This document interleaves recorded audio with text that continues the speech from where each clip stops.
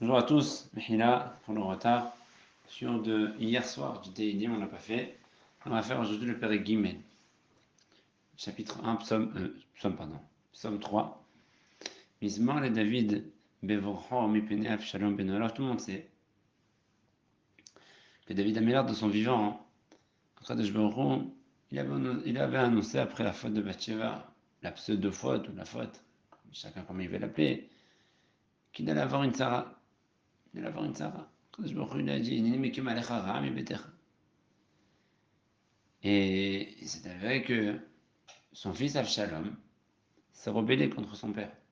Il a mis autour de lui beaucoup de juifs, beaucoup de gens importants, et il a poursuivi son père, qui a dû s'enfuir de Yerushalayim. Pendant le temps, Avshalom siégeait au palais de son père, et il a fait des choses abominables. Et David Amelech, il était en tsar de là, une grande détresse. Et puis, Mizmor le David, une chanson pour David pendant qu'il s'enfuyait de son fils Avshalom. Les Haramim immédiatement s'interpellent. Attention, David Ameller, ça va bien. Chanson pour David, lorsque tu t'enfuis de ton fils. Chanson, hein. Ma putain, une chanson. Ma putain, une chanson. Pourquoi tu chantes une chanson? Dit Rachamim. Que David Ameller, il avait peur que celui qui allait venir par la parole d'Hachem, Hachem, il n'a pas été envoyé par Hachem. Celui qui Hachem, le mauvais Shaliah, qui allait venir lui faire querelle, ça aurait été un étranger. Un mamzer, par exemple. Quelqu'un qui n'a pas qui est Arzari. Arzari, quelqu'un de mauvais et de méchant. Et quand il a dit, bon, finalement, c'est Avshalom, c'est mon fils. C'est-à-dire, ça va, il va pas me tuer. Avshalom, il avait mis de chercher à le tuer. Il a fait beaucoup de tort. Alors, il y en a qui disent que la campagne de David, il dit, c'est que si jamais c'était quelqu'un qui était venu d'Esther me faire du mal et me prendre mon royaume, alors les gens, ils auraient dit, bon, ça arrive comme ça, Ménerka, Ménerba, personne n'aurait su voir la main d'Hachem dans tout ça. Mais quand c'est Dafka mon fils, c'est quelque chose d'improbable, d'impossible, qu'un fils se rebelle contre son père, essaie de tuer son père, repousse son père, l'envoie en galoute et qui fait des choses qu'il a fait dans le palais de roi. Comme c'était Avshalom finalement qui était là pour faire ça, il n'y avait pas de Hinoun Hachem. Les gens ils ont vu la main d'Hachem immédiatement dans cette action-là. Et troisième réponse, qui ramène Chachamim, c'est que même quand ça va mal, Mizmor à David, oui, David Améler, il était au niveau de chanter un Mizmor même quand tout allait mal. Parce que pour avoir le Ruach HaKodesh et la Shekhinah, il fallait être heureux. Et comment on peut se rendre heureux en chantant? Il ne faut pas rentrer dans la tristesse. Mais malgré tout, c'est une chanson triste. Ça semble opposé, mais là, non, c'est pas opposé. C'est une chanson un peu difficile. Regardez ce qu'il dit David Améler. Adonai, Shem Havaya Baruchu, il y a Shem de Rahamim. Il essaie de réveiller la Rahamim d'Hachem. Qu'est-ce qu'il dit? Marabut Sarai, combien ils sont nombreuses mes souffrances. Combien c'est dur que mon fils soit devenu mon ennemi. Comment c'est dur que Israël est parti avec mon fils contre moi. Combien c'est dur que je dois m'exiler. Combien de tsarotes. Agav la Gemara, elle apprend de là que c'est des Pélépélaïm. Le Pérec juste avant Pérec Bet, la Marak Shugorim. Pourquoi ils se sont excités des nations? L'époque de Gog ou Magog. Pérec Bet, Shom Bet. Et il dit la Gemara dans Brachot. De là on apprend, il dit Rabbi Yochanan, il me semble, que c'est plus dur un enfant qui quitte le droit chemin pour un parent que toutes les souffrances de la guerre de Gog ou Magog. Parce que regardez, la meilleure sur la guerre de Magog, il va dire des choses, mais il ne dit pas Marabout Sarai. Qu'est-ce qu'ils sont nombreux, mais mes souffrances. Là, il dit Marabout Sarai. Combien c'est dur de voir un enfant s'écarter de droit chemin comme un Kiev. Et puis, en plus que ça, Rabim, comme il m'a là, beaucoup de gens, ils me veulent du mal. Même des rabbanim, même des gens intelligents, même des gens importants, tous me veulent du mal. Ah, je comprends pas. Rabbi Amrim el Nafshi, et même les Chachamim, ils disent sur moi, vous croyez que lorsque le djinn va s'abattre sur lui, Elohim, il a une once d'espoir, David Ameller. Vous savez ce qu'il a fait, David Ameller? Il a pris une femme que son mari lui avait donné le guet parce qu'il est parti au front. Et il avait peur d'être en otage, alors il a donné un guet à Safek. Et il est parti avec cette dame. Quand il a décidé que cette dame devait être la femme du roi David, ce qu'il a fait, il a dit à son Yoav, son général, mais son mari Uriah, sur l'endroit du front le plus mesoukan, où il n'a aucune chance de s'en sortir.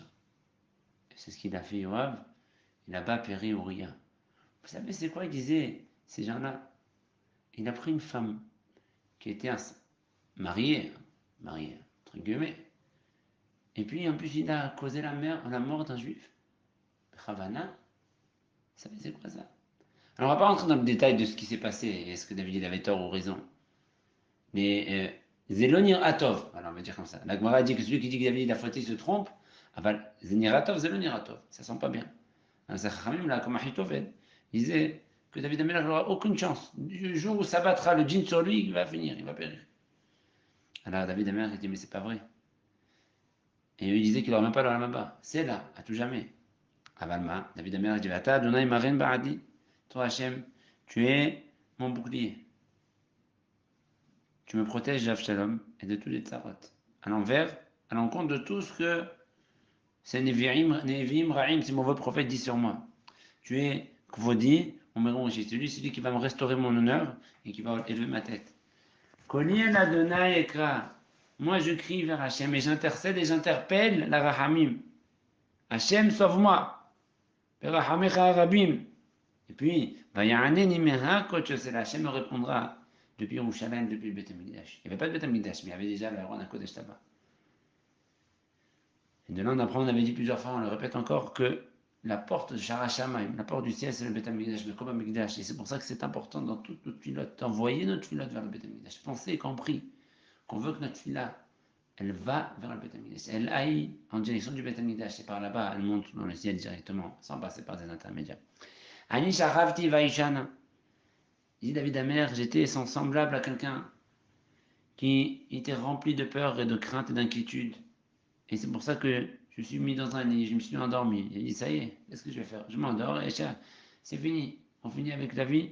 Il n'a pas voulu se tuer, mais il était endormi dans les tsarot. Il pensait que le Hoshech, il était trop fond et qu'il n'allait pas s'en sortir.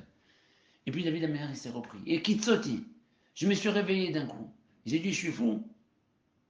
Je suis fou. Pourquoi je rentre dans le noir et pourquoi je morderai du noir? Je me réveille, je vois la lumière. Je sais très bien qu'il y a Adonai Ismechini, je sais qu'Hachem il va me soutenir. Il ne va pas me laisser tomber. C'est dur, ça fait mal, mais Hachem ne me laissera jamais tomber. Lo ira meriva votre âme, j'ai pas peur des dizaines de milliers de personnes qui poursuivent et qui veulent ma peau. Asher Saviv Château Allah et qui vont faire la guerre autour de moi et qui ne me laissent pas d'endroit où m'enfuir. Mais j'ai pas peur. Hachem, j'ai confiance en toi. Et donc, je te demande, Kuma Adonai, lève-toi Hachem. Hoshiaini Enoi, sauve-moi mon Dieu. Qui quitte à être Evaïneri.